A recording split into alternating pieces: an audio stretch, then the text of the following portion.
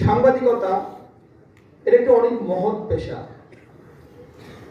যারা আমরা রিপোর্টার, সংবাদ লিখি,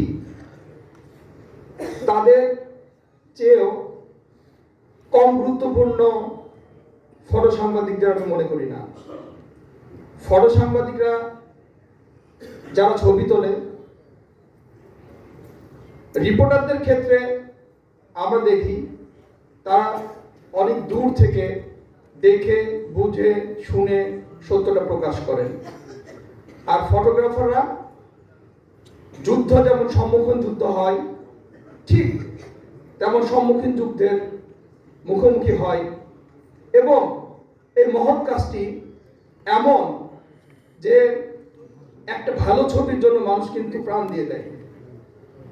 আমি দেখেছি, আমি নিজেও একসময় ছবি তুলতাম, আমি দেখেছি একটা ছবি তাকে আরো সুন্দর করে তুলতে আমি আস্তে আস্তে অগ্রসর হতে হতে গুলির সম্মুখীন হচ্ছি, কিন্তু আমার মধ্যে একটা লোভ কাজ করতেছে যেন ছবিটা আরো সুন্দর করে তুলতে পারি। কিন্তু আমি জীবনের ভয় করছি না, জীবনের মায়া করছি না। কিন্তু আমার একটা গুলি কিন্তু আমার বুকে লাগতে পারে, আমি কিন্তু একটা লোভে পড়ে গেছি, একটা মায়ায় পড়ে গেছি, একটা মায়ে ঝরে গেছি যে আমাকে এই ছবিটা সুন্দর করে তুলতে হবে। কিন্তু পুলিশ যে গুলি করতেছে সেদিকে কিন্তু খেয়াল করতেছি না। আমার গায়ে কিন্তু বুলেট প্রুফ জ্যাকেটও নেই। এজন্য আমি বলবো যে সম্মুখীন যুদ্ধের মতো ফটোগ্রাফাররা এইসব কাজে অগ্রসর হয় এবং অনেকের জীবনও চলে যায়। আমি আজকে একজন সাংবাদিকের কথা বলবো। আমরা আজকের সবার প্রধান অতিথি জনাব তারেক রহমানের নির্দেশে আমরা সিলেটে ছুটে গিয়েছিলাম। আমাদের রিজভি ভাই, আনি ভাই, মিলাদ ভাই সহ, কবুল ভাই সহ, আমাদের উপদেষ্টাগণেরা সহ আমরা গিয়েছিলাম 9 দিগন্তর সাংবাদিক সিলেটের শহীদ তুরাবালির বাড়িতে।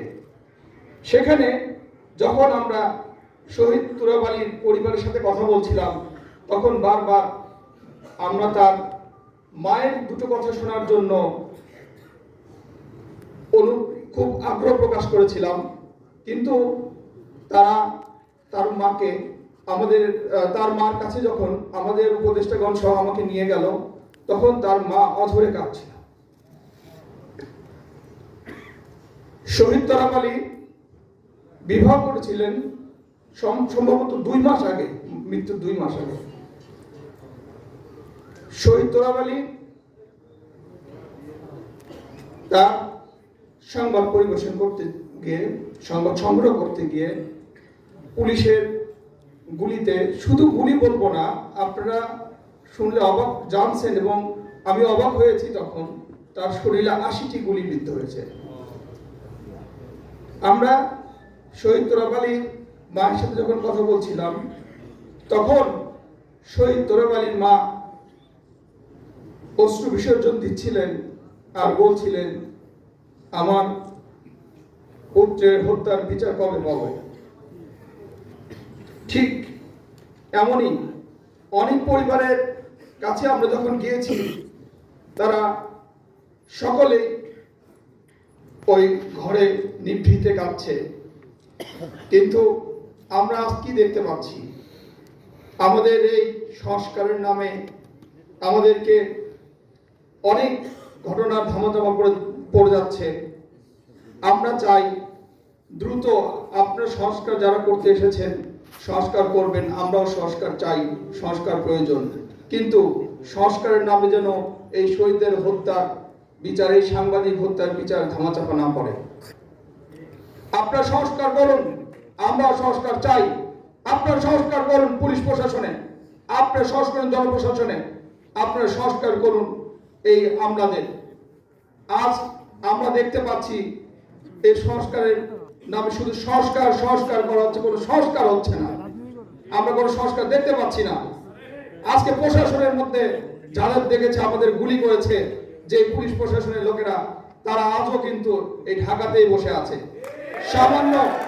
সামান্য গুটি কয়েক প্রশাসনের, পুলিশ প্রশাসন এবং অন্যান্য প্রশাসনের লোককে লোক দেখানোই বলবো আমি।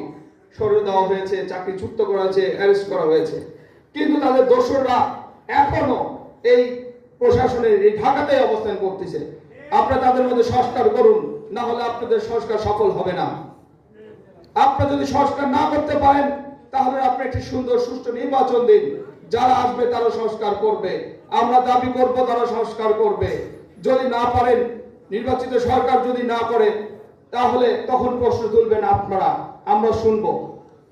ইনশাআল্লাহ আমরা সংস্কার করব, আমরা সংস্কার করাবো। বের করবে ফটোগ্রাফারদের কার্যক্রম এবং ছবি নিয়ে। আমরা ইনশাআল্লাহ আমরা বিএনপি পরিবার তাদের সাথে সার্বক্ষণিক থাকবো এবং এই প্রকাশনা ইয়েতে আমরা সর্বোচ্চ সহযোগিতা করব ইনশাআল্লাহ।